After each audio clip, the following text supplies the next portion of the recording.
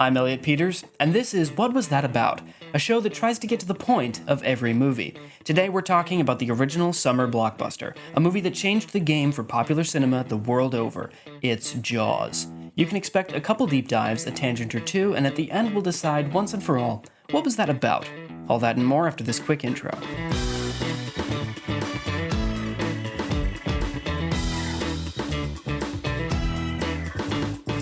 Welcome back, everybody. We're quickly approaching the end of summer, and there is no movie that embodies the summer movie season more than Jaws, the original summer blockbuster. I've seen quite a few great summer movies so far this year. The summer movie season has been out of the park. Spider-Man was great. The Odyssey was great. I'm looking forward to seeing The End of Oak Street later this week. But I feel like it's about time that we return to the roots of the summer movie season. There's a lot to talk about when it comes to Jaws. And so going into this episode, I really wanted to more cleanly focus our discussion in an academic sort of direction. It's a different sort of approach than I've taken with previous episodes, but I think it's going to be very rewarding. And this also means that there's room to return to Jaws again at a later date. Movies like this, kind of staples of American cinema, shouldn't be like one and dones on this show. I want to be able to dredge them back up again when there's something worth talking about. So with Jaws, we're going to take a very, very focused approach and unpack a very specific reading that I've put together. I first saw Jaws on a family holiday to a summer cabin. Watched it on a small screen tube TV in broad daylight, but it was no less frightening. And there's one image that sticks in my imagination every single time that I think about Jaws. The image is of a man with a harrowing, terrified look on his face, as he is sawed in half by the serrated teeth of a great white monster. As a 12-year-old kid, I couldn't sleep that night. And I kept thinking over and over again about what was going through Quint's head. For most cinephiles, Jaws deserves a periodic rewatch. It's a cultural moment, the definitive tight-knit thriller, more Hitchcock than Hitchcock, a strong contender for the most important movie ever made. And I think it's worth talking about right now, because Jaws came out during an era of studio stagnation. In many ways, it cemented the box office potential of the then scrappy New Hollywood movement. But this movie proved that studio-driven vehicles with strong new talent at the helm could make huge bank during the summer months. The New Hollywood movement gave way to a new generation of top earners who spoke to American monoculture and defined it in the same breath. Scorsese, Lucas, Coppola, these guys became huge in the 70s, and it was Jaws that affirmed that they were the be-all, end-all for where the industry was headed. The following is from an online blog called Cinephilia and Beyond. It's part of their 50th anniversary Jaws retrospective. It's been universally acknowledged that this particular film heralded the new era of blockbuster filmmaking. Not only was it the first film to ever reach the golden $100 million number at the American box office, but the very way it achieved such a financially impressive result is what redefined Hollywood's practices. First of all, before Jaws, the only films presented to the public during the summer were usually those of lesser quality, as the industry gathered that only teenagers go to cinemas during summer breaks. Winter was perceived as the best time to put out films that were really expected to make money. Moreover, most hot studio projects in those days enjoyed limited releases, with exclusive premieres in a couple of cinemas in Los Angeles and New York. The Godfather, for instance, spent its first week in only 5 theaters before a large expansion later. Jaws opened simultaneously in no less than 409 American theaters, basically burying the practice of controlled step-by-step releases the studios favored up to that point. In addition to that, the film premiered only after an expensive, elaborate, and intensive marketing campaign, which would later become the ABCs for expected blockbusters. On its $9 million budget, Jaws went on to gather as much as $470 million in cinemas across the world. The film, therefore, practically single-handedly established summer as the best season for the release of projects with the biggest box office potential. Not to put too fine a point on it, but in my opinion, the film industry seems to be in a similar era right now. An era of discord destined for massive change. This episode isn't going to be a cultural retrospective or anything like that. I'm a writer, not a historian. But I think it bears mentioning that the next Jaws might be right around the corner if it's not already here. So let's talk about Jaws. Jaws was released in 1975. It was directed by Steven Spielberg, written by Peter Benchley and Carl Gottlieb, the cinematography by Bill Butler. It stars Roy Scheider, Robert Shaw, Richard Dreyfuss, Lorraine Gary, and Murray Hamilton. It was edited by Verna Fields, with music by John Williams. But what was it about? From Amblin Entertainment, when the seaside community of Amity finds itself under attack from a great white shark, Martin Brody, the town's chief of police, Matt Hooper, a young marine biologist, and Quint, a grizzled shark hunter, embark on a desperate quest to destroy the beast before it kills again. Featuring an unforgettable Oscar-winning score by John Williams that evokes pure terror, Jaws remains one of the most influential and gripping adventures in motion picture history. Beneath the surface, I believe that Jaws embodies many of the qualities of a classical, ancient tragedy. And using Aristotle's work of dramatic theory, Poetics, we can identify the ways in which catharsis is achieved through the suffering of Jaws' fictional cast of characters. Catharsis is the purification or purging of the emotions, especially pity and fear, primarily through art. In criticism, catharsis is a metaphor used by ancient Greek philosopher Aristotle to describe the effects of true tragedy on the spectator. Aristotle states that the purpose of tragedy is to arouse terror and pity, both emotions that are definitely in effect when you're watching Jaws. Using Aristotle, we will map ancient tragedy onto Jaws. We'll talk about 1, the fatal flaw, which leads to 2, a sudden reversal of fortune, 3, a recognition of mistakes, and 4, a final inescapable fate. This week's discussion is going to verge dangerously towards my literature nerd sensibilities, but rest assured, we'll be employing a healthy dose of Encyclopedia Britannica to help with the definitions. Part 1. The fatal flaw, hamartia. Definition. Hamartia is an inherent defect or shortcoming in the hero of a tragedy, who is in other respects a superior being favored by fortune. It is often called the fatal flaw. Aristotle introduced the term casually in the Poetics, in describing the tragic hero as a man of noble rank and nature, whose misfortune is not brought about by villainy, but by some error of judgment, hamartia. This imperfection later came to be interpreted as a moral flaw, such as Othello's jealousy or Hamlet's irresolution, although most great tragedies defy such a simple interpretation. Most importantly, the hero's suffering and its far-reaching reverberations are far out of proportion to his flaw. An element of cosmic collusion among the hero's flaw, chance, necessity, and other external forces is essential to bring about the tragic catastrophe, which we'll get to in a little bit. In Greek tragedy, the nature of the hero's flaw is even more elusive. Often, the tragic deeds are committed unwittingly, as when Oedipus unknowingly kills his father and marries his own mother. If the deeds are committed knowingly, they are not committed by choice. Orestes is under obligation to Apollo to avenge his father's murder by killing his mother. Also, an apparent weakness is often only an excess of virtue, such as an extreme zeal for perfection. It has been suggested in such cases that the tragic hero is never passive, but struggles to resolve his tragic difficulty with an obsessive dedication, that he is guilty of hubris. We'll talk more about hubris in part 2. Now, how does all of this impact Jaws? In Jaws, hamartia takes on a more malleable narrative purpose for the 20th century. Anyone who has engaged with a popular story from the last couple hundred years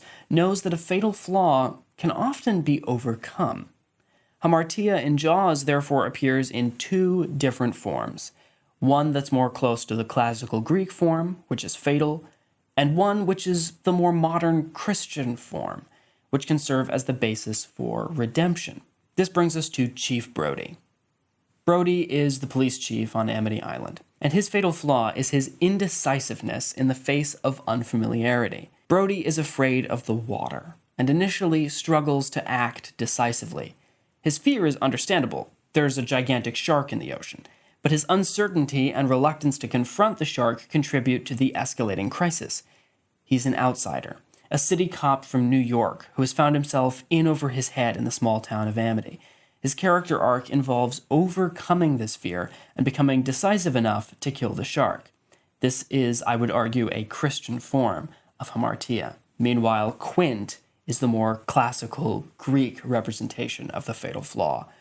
Quint's fatal flaw is obsession and revenge. Quint is almost defined by his obsessive hatred of sharks, rooted in his traumatic experience aboard the USS Indianapolis. His fixation causes him to underestimate the shark and ignore warnings from Brody and Hooper. Ultimately, his obsession leads directly to his death. This is a classical Greek form of hamartia. Part 2. Hubris. Definition. Hubris in ancient Athens was the intentional use of violence to humiliate or degrade. The word's connotation changed over time, and hubris came to be defined as overweening presumption that leads a person to disregard the divinely fixed limits on human action in an ordered cosmos. The most important discussion of hubris in antiquity is by Aristotle in his Rhetoric. Quote, "Hubris consists in doing and saying things that cause shame to the victim simply for the pleasure of it. Retaliation is not hubris, but revenge. Young men and the rich are hubristic because they think they are better than other people." Hubris fit into the shame culture of archaic and classical Greece, in which people's actions were guided by avoiding shame and seeking honor.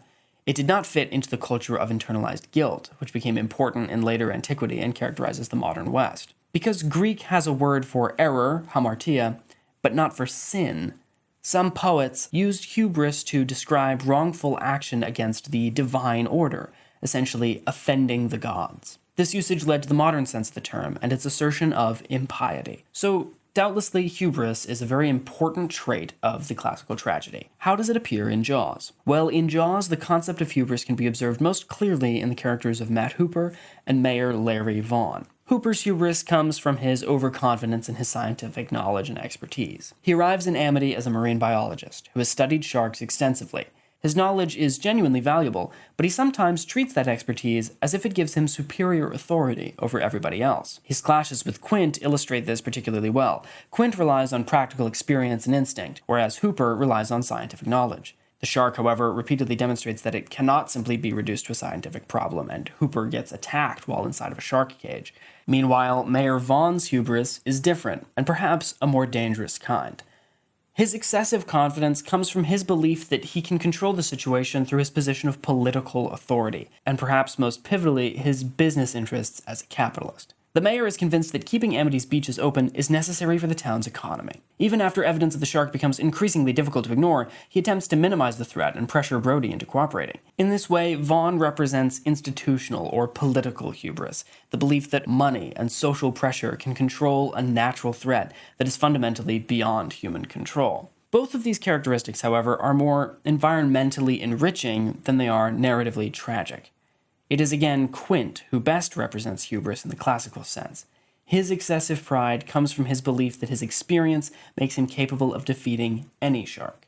Yet it is precisely that overestimation that leads Quint to his ultimate demise. But in order for hubris to turn into catastrophe, something else needs to occur. And that brings us to part 3, peripeteia. Definition.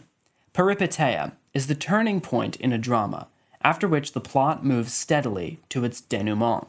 It is discussed by Aristotle in the Poetics as the shift of the tragic protagonist's fortune from good to bad, which is essential to the plot of a tragedy. It is often an ironic twist, such as in Sophocles' Oedipus Rex, when a messenger brings Oedipus news about his parents that he thinks will cheer him, but the news instead slowly brings about the awful recognition that leads to Oedipus's catastrophe. In Jaws, peripeteia occurs as the film hurtles towards its climax. Any good thriller offers many moments of complete and total upending of the stakes. The modern equivalent is often referred to as a reversal. Jaws is no stranger to reversals, upending and altering the stakes at several points to keep the heroes on the back foot. Jaws' most quoted line is an example of one such reversal, as Brody realizes that the shark they're hunting is much larger than anticipated, and he eerily quips, "You're gonna need a bigger boat."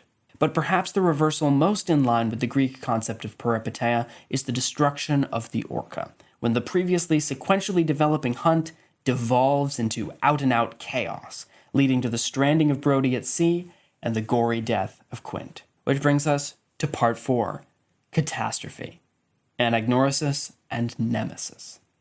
Now, catastrophe is a very evocative word to use to describe the ending, and it goes hand in hand with the term denouement.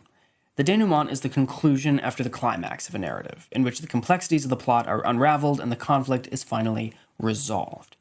In the denouement of a traditionally structured plot, the villain may be exposed, the mystery explained, misunderstandings clarified, or lovers reunited. But in a tragedy, the conclusion is instead called the catastrophe. And in order for a catastrophe to take place at the end of your tragedy, you need your character to experience anagnorisis and for them to encounter nemesis. What is anagnorisis? A translation from the Greek would be recognition. In a literary work, anagnorisis is the startling discovery that produces a change from ignorance to knowledge. It is discussed by Aristotle in the Poetics as an essential part of the plot of a tragedy, although anagnorisis occurs in comedy, epic, and at a later date, the novel as well. Anagnorisis usually involves revelation of the true identity of persons previously unknown, as when a father recognizes a stranger as his son, or vice versa. One of the finest occurs in Sophocles' Oedipus Rex, when a messenger reveals to Oedipus his true birth, and Oedipus recognizes his wife Jocasta as his mother, the man he slew at the crossroads as his father, and himself as the unnatural sinner who brought misfortune on Thebes. This recognition is the more artistically satisfying because it is accompanied by the peripeteia, which we already talked about, the shift in fortune from good to bad that moves on to the tragic catastrophe. But an anagnorisis is not always accompanied by a peripeteia, as in the Odyssey, when Alcinous, ruler of Phaeacia, has his minstrel entertain a shipwrecked stranger with songs of the Trojan War, and the stranger begins to weep and reveals himself as none other than Odysseus. Aristotle discusses several kinds of anagnorisis employed by dramatists. The simplest kind, used, as he says, from poverty of wit, is recognition by scars, birthmarks, or tokens. More interesting are those that arise naturally from incidents of the plot. Nemesis, meanwhile, is the ancient Greek goddess of divine retribution, and she signified particularly the disapproval of the gods at human presumption, i.e., hubris. Therefore, in tragedy, Nemesis is the inescapable end, the embodiment of inevitable fate which claims the tragic hero's life at the climax of the catastrophe. So if Quint is a tragic hero in the classical Greek sense, what is his nemesis? The shark. In Jaws, Quint is a man who has transformed his trauma into mastery over the thing that traumatized him. He surrounds himself with shark jaws, boasts about his scars, ridicules Hooper's precautions, and refuses to retreat even after the shark has repeatedly demonstrated that it is stronger than his equipment. It's also worth noting that irony factors largely into the tragic narrative, and there is a pointed irony to Quint's USS Indianapolis story. Quint recounts a tale of sailors trying to protect themselves from sharks by forming groups, while he now deliberately places himself in an isolated contest against one. His response to the original helplessness is to manufacture a situation in which he believes that he is the predator. So let's unpack the catastrophe at the end of Jaws. The clearest expression of Quint's hubris occurs here, when he refuses to let Brody call outside help and destroys the orca's radio. The insanity has gripped him. The stakes are in his hands. But then comes the peripeteia, and with it, Quint's nemesis. And it is indeed nemesis in the classically tragic sense because the punishment directly mirrors the flaw. Quint's defining obsession with conquering sharks ultimately places him in the exact position he has spent his life trying to avoid, helpless, alone, in shark-infested water. Film, of course, is a visual medium. Spielberg doesn't need Quint to verbally declare, "I was wrong." Instead, the anagnorisis, Quint's sudden acquisition of knowledge, is the moment of abject horror that traumatized me as a 12-year-old. The look on Quint's face as he is sawed in half by the serrated teeth of the great white monster. Chilling. Here's your answer. You were mortal after all. Jaws is not a moral tale. It is not as clean-cut a narrative as Oedipus Rex, and it offers no advice on how to live. But what it borrows from Greek tragedy, it employs to razor-sharp effect. So if you were to ask me, what was that about? I would say, hamartia, the fatal flaw, and the inescapable jaws of Nemesis. Thanks for being here. If you like the show and you want to help out, there are a few ways to do it, and the first option is completely free. Wherever you're listening, leave a quick review. It could be a short message, a passing thought, or a brief hello. One way or another, I'd love to hear from you. If you feel so inclined, feel free to hit the support the show link in the description of this episode. There you can donate however much you wish in order to help me keep this show alive. There are plenty of hidden costs to running a podcast, from equipment to hosting to editing and publishing. The smallest donation could mean a world of difference. You can watch video versions of the podcast, as well as find clips from the films I've talked about today on my social media and YouTube pages. Just visit whatwastthataboutpodcast.com. From there, you can follow me wherever you like. Instagram, Letterboxd, you name it. You could even subscribe to my Substack, Under the Paperweight, for a weekly newsletter and get each new episode sent direct to your inbox, so you never miss the latest from What Was That About. Thanks for listening, and I'll see you soon.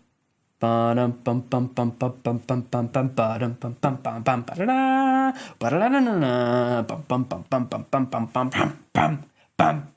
bum.